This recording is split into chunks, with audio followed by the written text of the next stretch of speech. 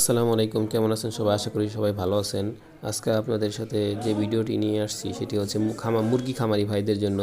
আপনারা যারা শীতকালে মুরগি নিয়ে অনেক সমস্যার সম্মুখীন হচ্ছেন, মুরগিগুলো অসুস্থ হয়ে যাচ্ছে, তো আপনাদের মুরগিগুলোকে শীতকালে ঠান্ডা অবস্থায় গরম রাখার জন্য বা মুরগির শরীর গরম হওয়ার জন্য আপনারা বিভিন্ন রকম মাল্টিভিটামিন, জিঙ্ক অথবা AD3 খাওয়াতে পারেন।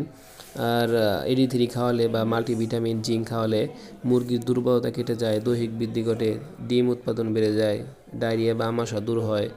আর মুরগির যে সৌন্দর্য পালক, সেই পালকগুলো যদি ঝরে যায় বা না গজিয়ে থাকে, সুন্দরভাবে নতুন করে গজাবে। আর আমি যে ওষুধটি দেখাচ্ছি এটি হচ্ছে পপুলার কোম্পানির একটি জিঙ্ক, সোলো জিঙ্ক বেট। এটি 100 ml বা 500 ml আপনারা পেয়ে যাবেন আপনাদের আশেপাশের দোকানে, অথবা এরকম অনেক কোম্পানিরই জিঙ্ক রয়েছে, AD3 রয়েছে, আপনারা কিনে খাওয়াতে পারেন। অবশ্যই শীতকালে এই বিষয়গুলো লক্ষ্য রাখবেন, তাহলে আপনাদের মুরগিগুলো